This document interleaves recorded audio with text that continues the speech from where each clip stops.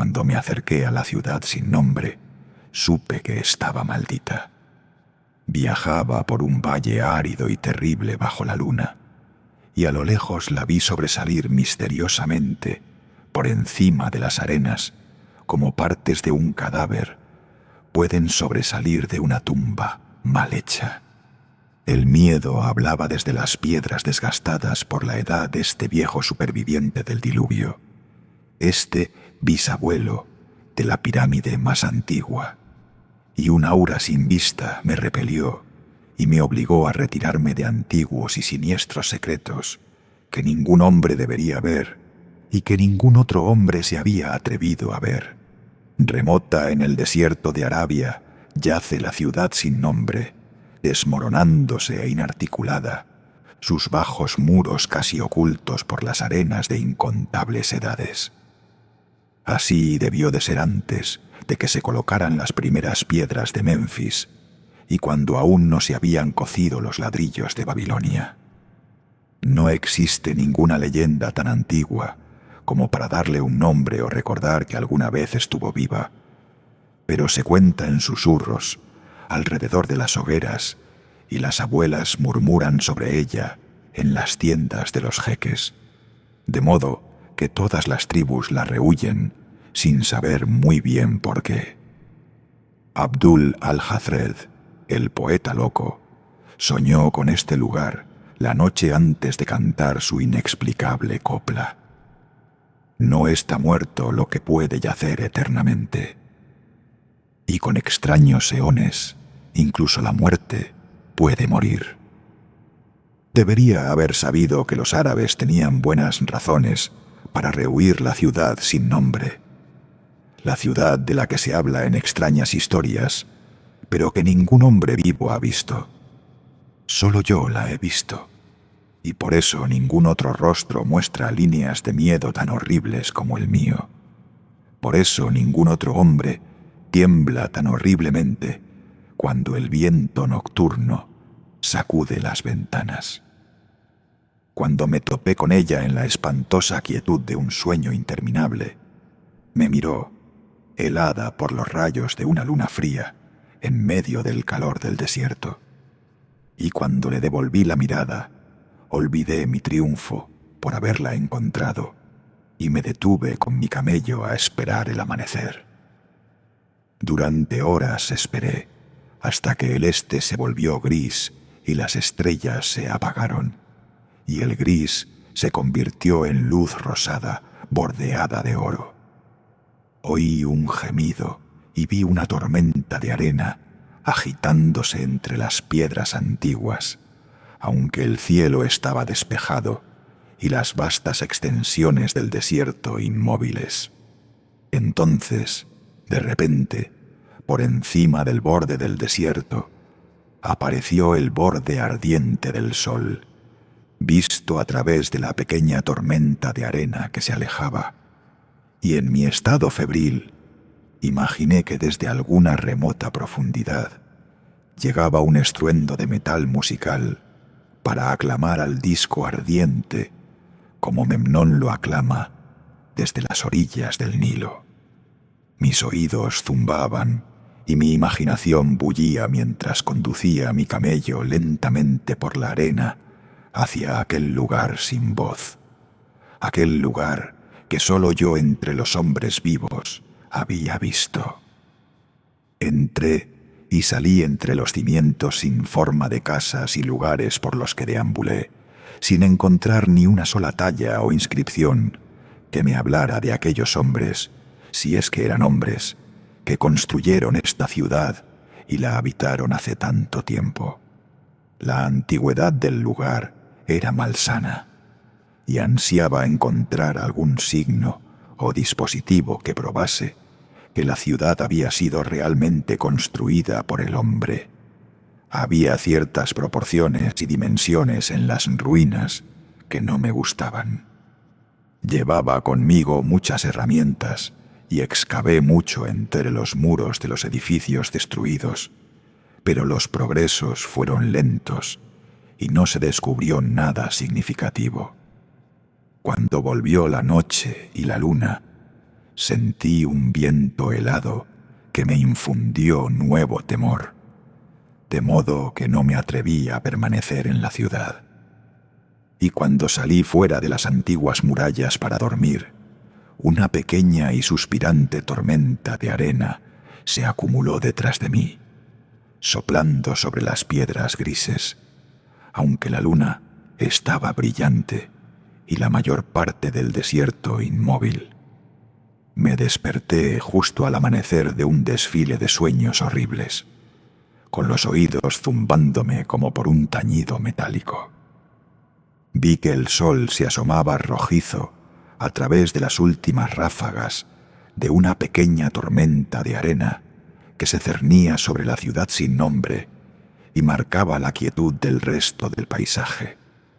Una vez más, me aventuré dentro de aquellas ruinas inquietantes que se hinchaban bajo la arena como un ogro bajo un cobertor, y de nuevo cavé en vano en busca de reliquias de la raza olvidada.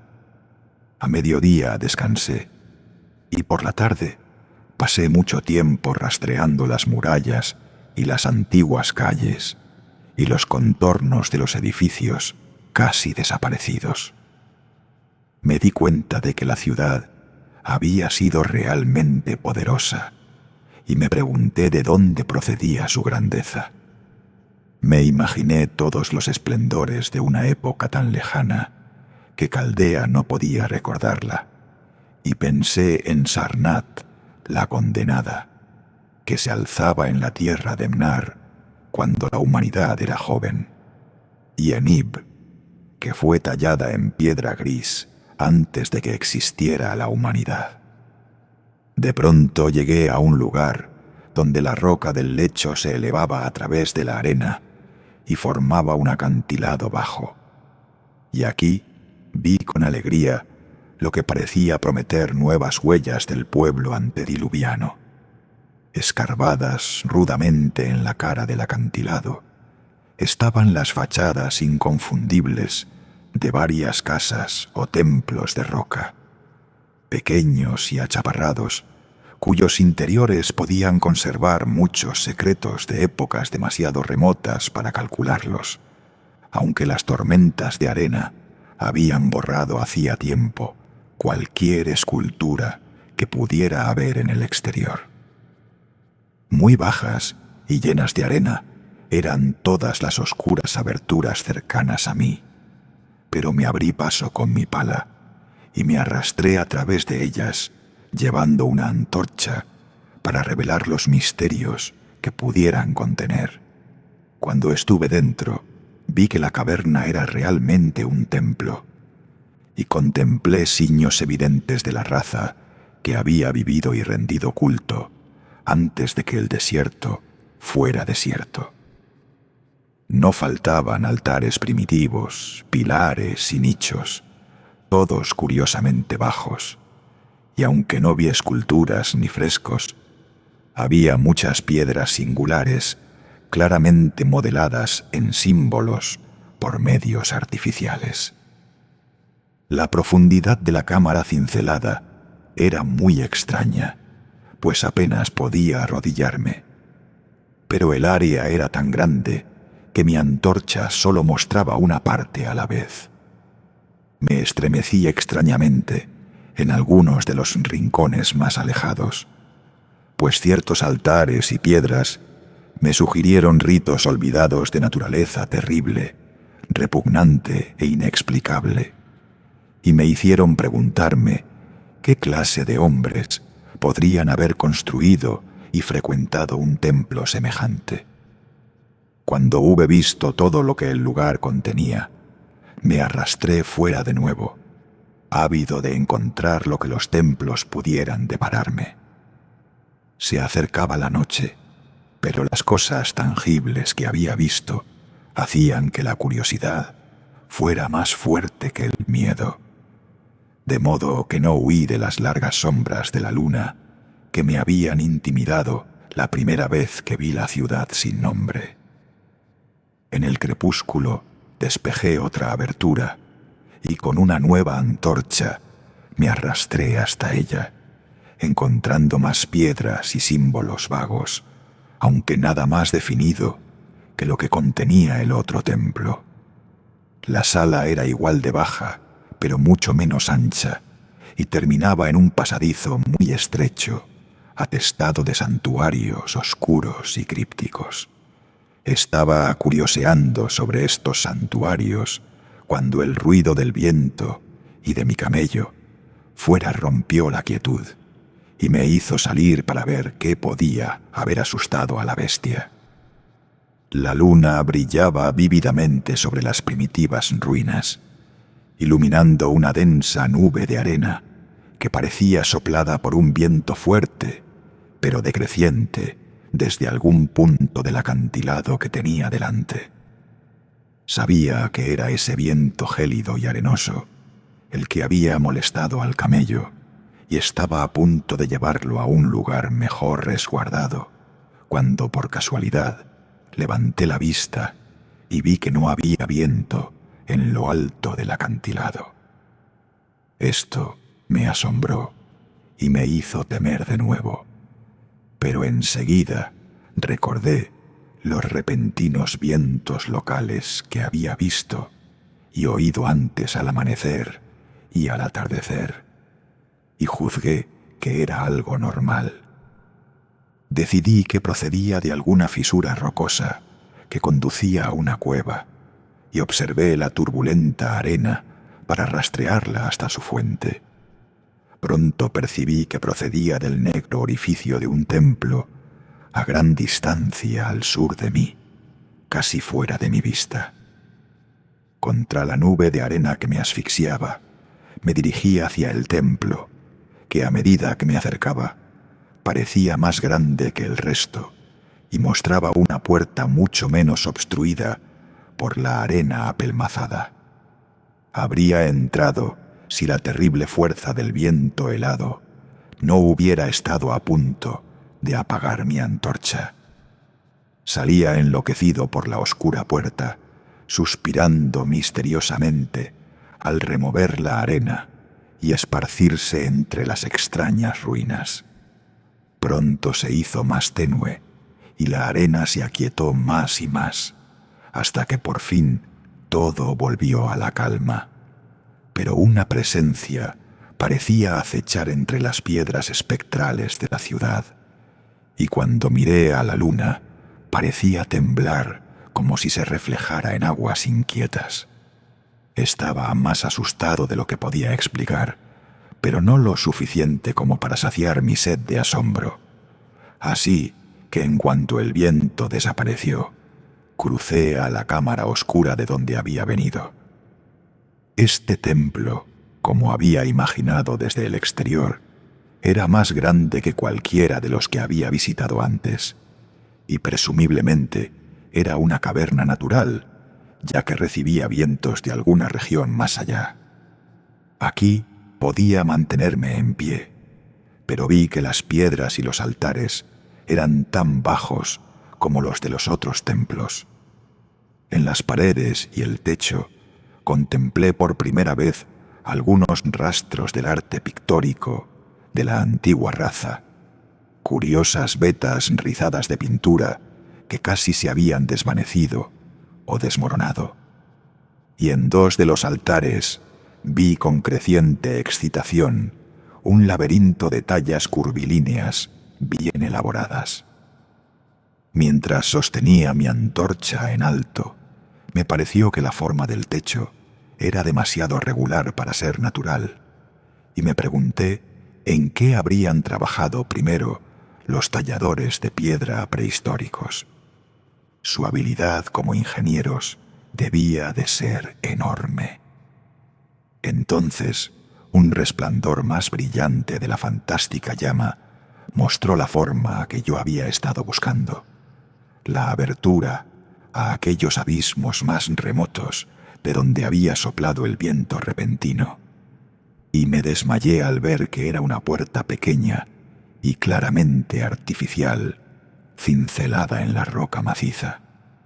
Introduje mi antorcha en el interior, contemplando un túnel negro, con el techo arqueándose bajo sobre un áspero tramo de escalones muy pequeños, numerosos y en pronunciado descenso. Siempre veré esos escalones en mis sueños, porque llegué a saber lo que significaban. En aquel momento apenas sabía si llamarlos escalones o simples puntos de apoyo en un descenso precipitado. Mi mente se arremolinaba con locos pensamientos, y las palabras y advertencias de los profetas árabes parecían flotar a través del desierto, desde la tierra que los hombres conocen hasta la ciudad sin nombre que los hombres no se atreven a conocer. Sin embargo, vacilé solo un instante antes de atravesar el portal y comenzar a descender cautelosamente por el empinado pasadizo, con los pies por delante, como si estuviera subido a una escalera. Solo en los terribles fantasmas de las drogas o del delirio puede un hombre tener un descenso como el mío. El estrecho pasadizo descendía infinitamente como un horrible pozo encantado, y la antorcha que sostenía sobre mi cabeza no podía iluminar las profundidades desconocidas hacia las que me arrastraba. Perdí la noción de las horas y olvidé consultar mi reloj, aunque me asusté al pensar en la distancia que debía de estar recorriendo. Había cambios de dirección y de inclinación, y una vez llegué a un pasadizo largo, bajo y llano, donde tuve que deslizarme primero con los pies por el suelo rocoso, sosteniendo la linterna a un brazo de distancia de mi cabeza. El lugar no era lo bastante alto para arrodillarse. Después había más escalones empinados y seguía bajando interminablemente cuando mi linterna se apagó. Creo que no me di cuenta en ese momento, porque cuando me di cuenta, todavía la sostenía por encima de mí, como si estuviera encendida. Mi instinto por lo extraño y lo desconocido, que me había convertido en un trotamundos de la tierra y en un merodeador de lugares lejanos, antiguos y prohibidos, me desequilibraba por completo.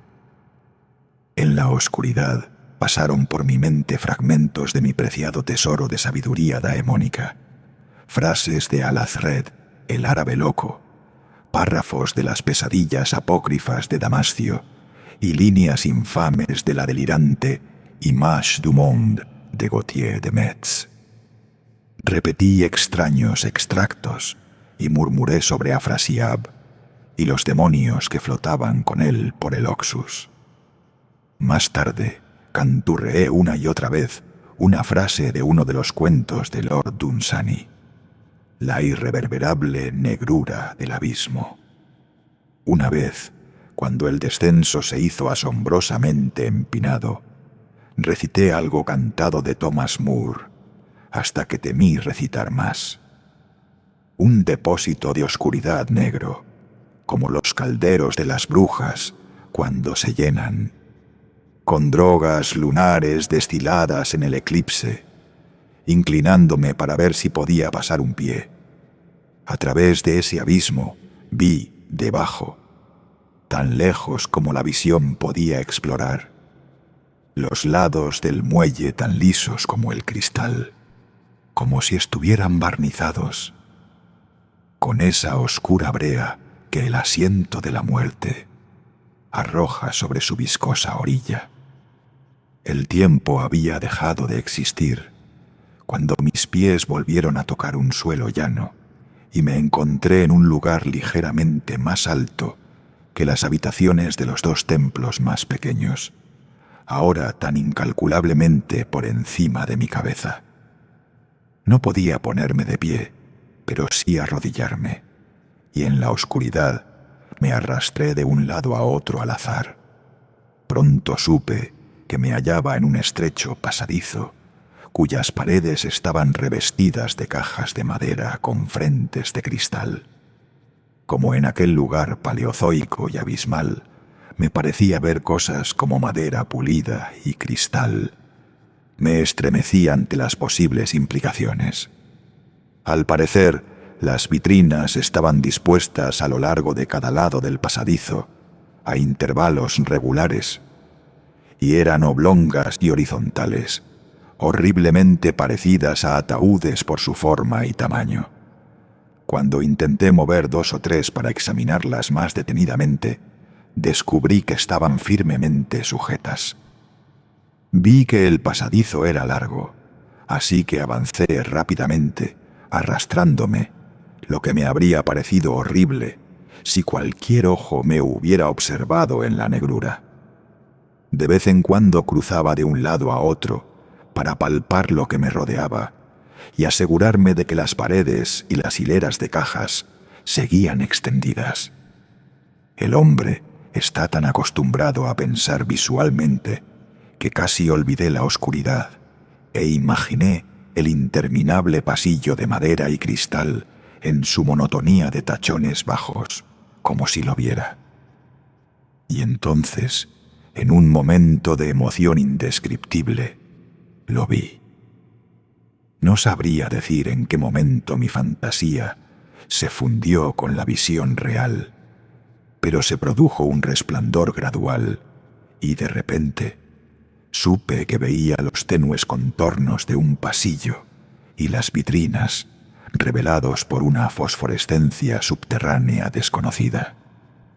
Durante un rato todo fue exactamente como lo había imaginado, ya que el resplandor era muy débil. Pero a medida que avanzaba dando tumbos mecánicamente hacia la luz más fuerte, me di cuenta de que mi fantasía había sido muy débil. Esta sala no era una reliquia de crudeza como los templos de la ciudad, sino un monumento del arte más magnífico y exótico. Diseños y cuadros ricos, vivos y atrevidamente fantásticos, formaban un esquema continuo de pinturas murales, cuyas líneas y colores eran indescriptibles.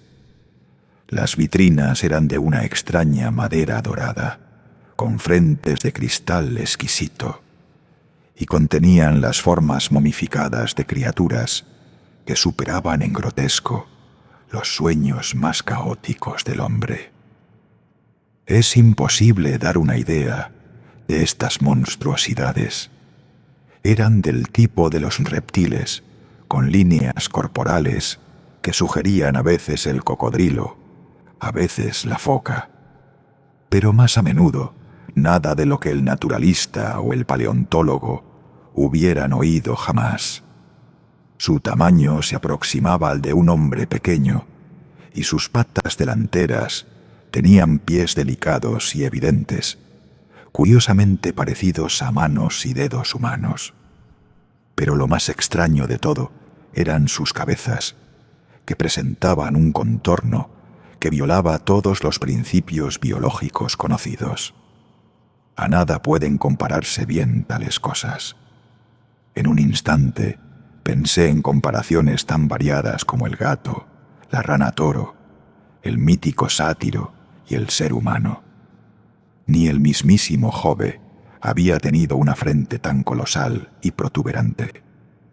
Sin embargo, los cuernos, la nariz y la mandíbula de Caimán situaban las cosas fuera de todas las categorías establecidas. Me debatí durante un tiempo sobre la realidad de las momias, sospechando a medias que eran ídolos artificiales, pero pronto decidí que se trataba de alguna especie paleógena que había vivido cuando la ciudad sin nombre estaba viva. Para coronar su grotesco aspecto, la mayoría de ellas estaban magníficamente ataviadas con las telas más costosas y profusamente cargadas de adornos de oro, joyas y metales brillantes desconocidos. La importancia de estas criaturas reptantes debía de ser enorme, pues ocupaban el primer lugar entre los diseños salvajes de las paredes y el techo pintados al fresco. Con inigualable habilidad, el artista las había dibujado en un mundo propio, en el que tenían ciudades y jardines diseñados a su medida, y no pude evitar pensar que la historia que representaban era alegórica y que tal vez mostraba el progreso de la raza que las adoraba. Estas criaturas, me dije, eran para los hombres de la ciudad sin nombre lo que la loba era para Roma, o algún tótem para una tribu de indios. Con esta perspectiva, pude trazar a grandes rasgos una maravillosa epopeya de la ciudad sin nombre. La historia de una poderosa metrópoli costera que dominó el mundo antes de que África surgiera de las olas, y de sus luchas cuando el mar se retiró y el desierto se deslizó en el fértil valle que la albergaba.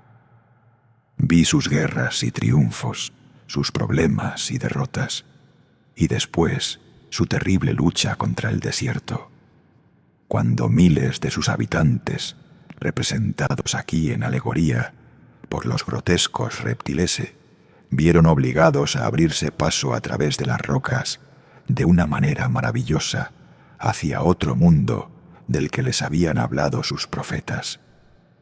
Todo era vívidamente extraño y realista, y su conexión con el impresionante descenso que yo había hecho era inconfundible. Incluso reconocí los pasadizos.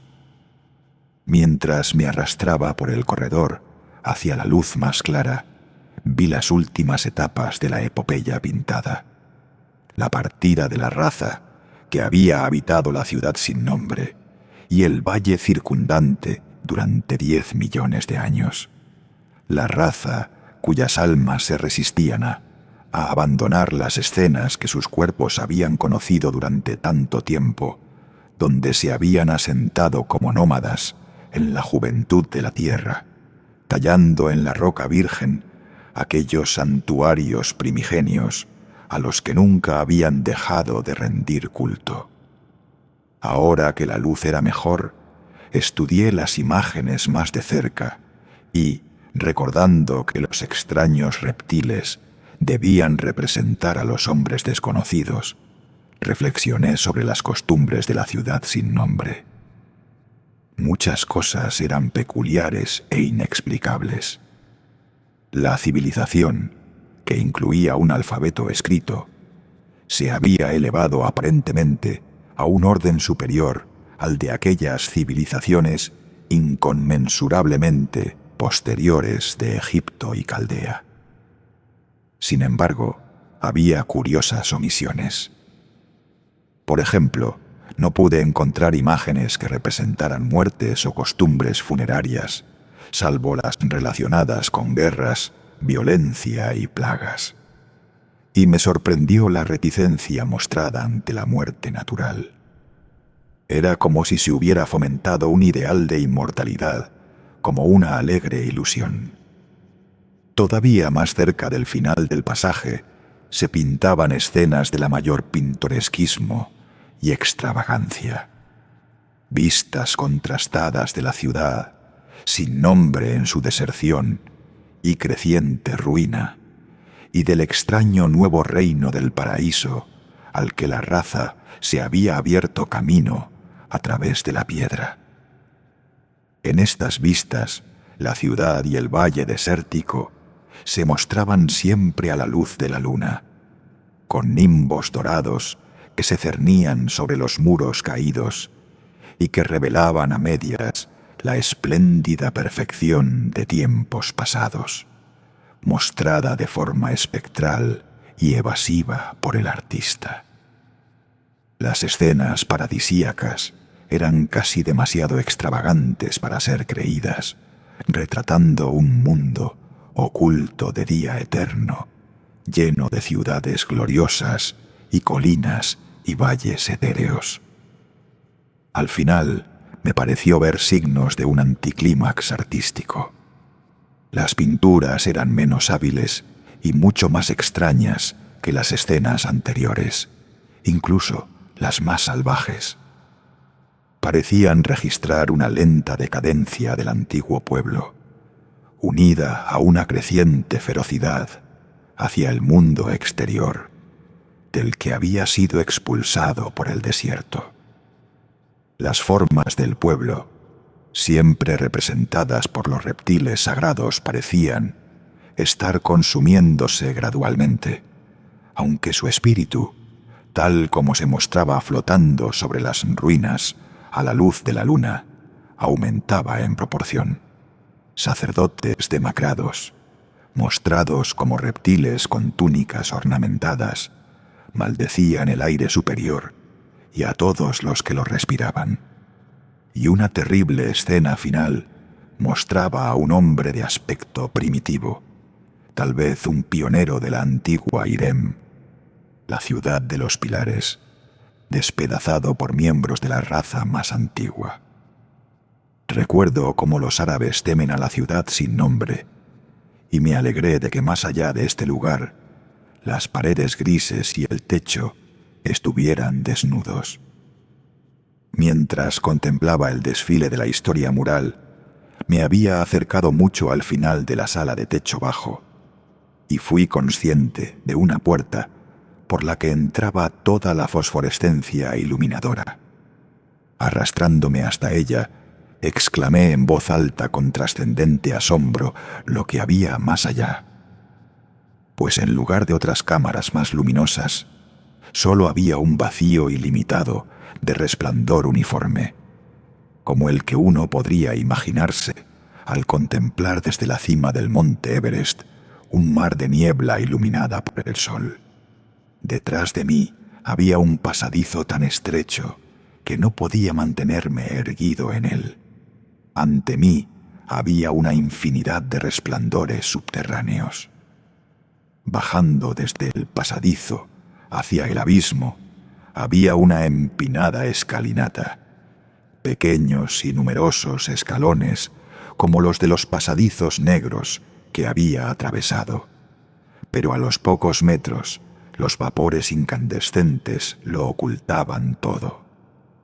Abierta contra la pared izquierda del pasadizo, había una enorme puerta de latón, increíblemente gruesa y decorada con fantásticos bajorrelieves, que si se cerraba, podía cerrar todo el mundo interior de luz de las bóvedas y pasadizos de roca. Miré el escalón y, por una vez, no me atreví a intentarlo. Toqué la puerta de latón abierta y no pude moverla. Entonces me desplomé tendido sobre el suelo de piedra, con la mente encendida de prodigiosas reflexiones que ni siquiera un agotamiento parecido al de la muerte pudo desterrar. Mientras permanecía inmóvil con los ojos cerrados, libre para reflexionar, muchas cosas que había observado a la ligera en los frescos volvieron a mí con un significado nuevo y terrible. Escenas que representaban la ciudad sin nombre en su apogeo, la vegetación del valle que la rodeaba y las tierras lejanas con las que comerciaban sus mercaderes. La alegoría de las criaturas reptantes me desconcertó por su prominencia universal y me extrañó que se siguiera tan de cerca en una historia ilustrada de tanta importancia. En los frescos, la ciudad sin nombre había sido representada en proporciones adecuadas a los reptiles. Me pregunté cuáles habrían sido sus verdaderas proporciones y magnificencia, y reflexioné un momento sobre ciertas rarezas que había observado en las ruinas. Pensé con curiosidad en la poca altura de los templos primitivos y del corredor subterráneo, que sin duda fueron labrados así por deferencia a las deidades reptiles que allí se honraban, aunque forzosamente reducía a los adoradores a arrastrarse. Tal vez los propios ritos implicaban arrastrarse imitando a las criaturas. Ninguna teoría religiosa, sin embargo, podría explicar fácilmente por qué el nivel de los pasadizos en aquel impresionante descenso debía ser tan bajo como el de los templos, o más bajo, puesto que uno ni siquiera podía arrodillarse en él. Al pensar en las criaturas reptantes, cuyas horribles formas momificadas estaban tan cerca de mí, sentí una nueva punzada de miedo. Las asociaciones mentales son curiosas, y me acobardaba la idea de que, salvo el pobre hombre primitivo despedazado en el último cuadro, la mía era la única forma humana entre las muchas reliquias y símbolos de la vida primordial. Pero como siempre en mi extraña y errante existencia, el asombro pronto ahuyentó al miedo, porque el luminoso abismo y lo que podría contener presentaban un problema digno del mayor explorador.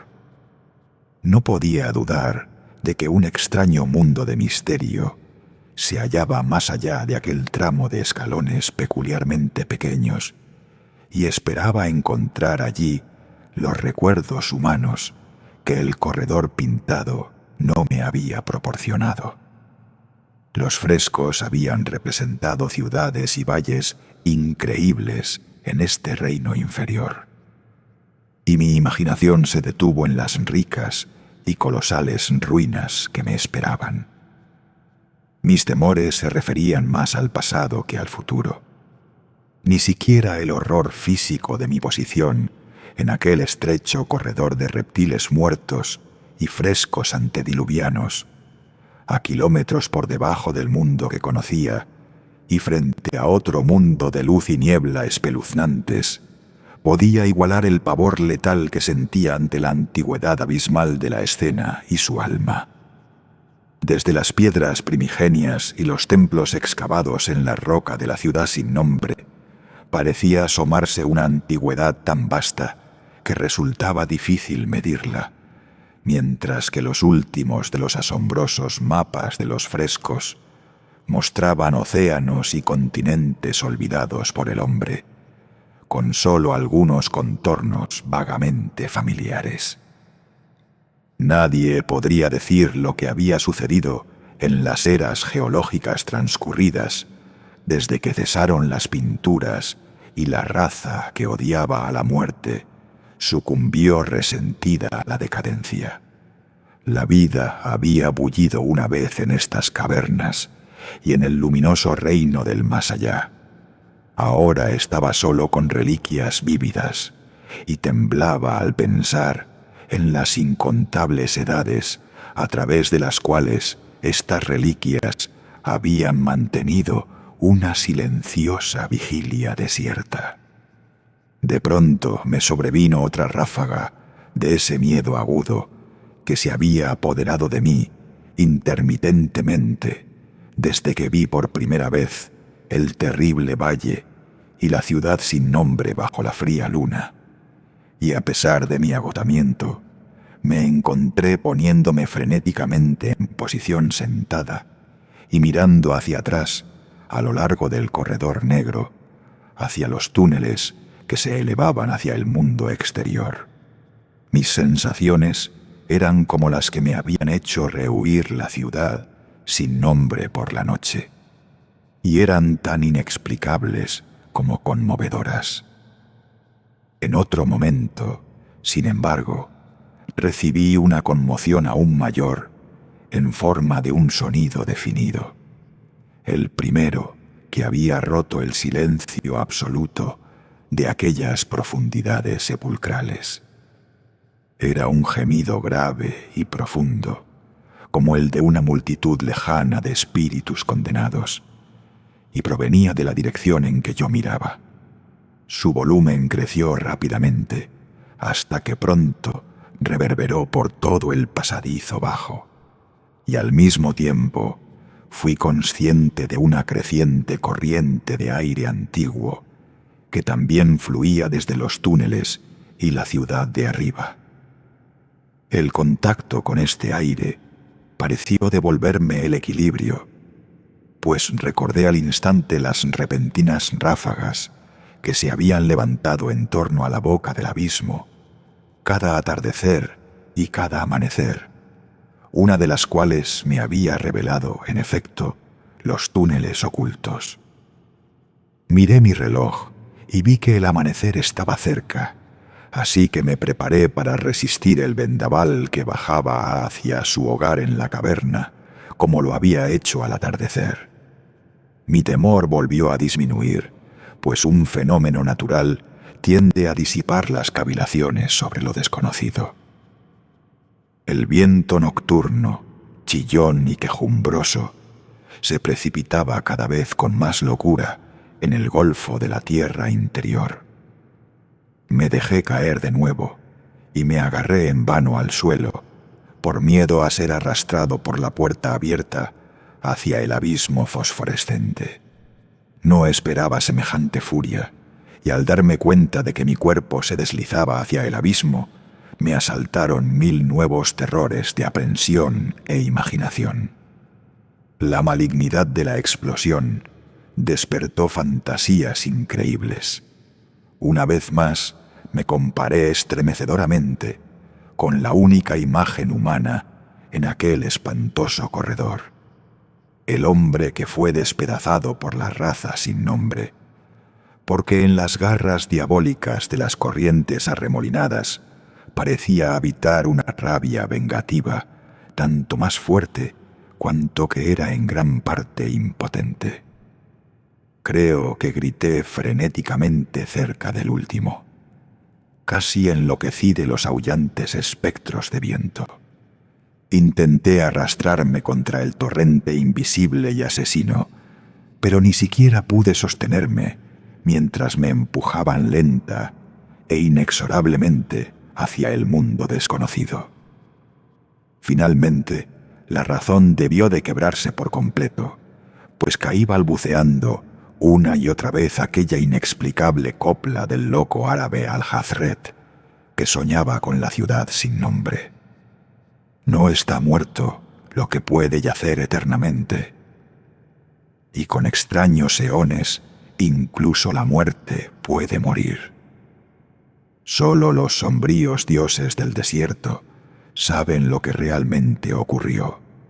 Qué indescriptibles luchas y forcejeos en la oscuridad soporté, o qué Abadón me guió de vuelta a la vida, donde siempre debo recordar y temblar en el viento nocturno hasta que el olvido o algo peor me reclame.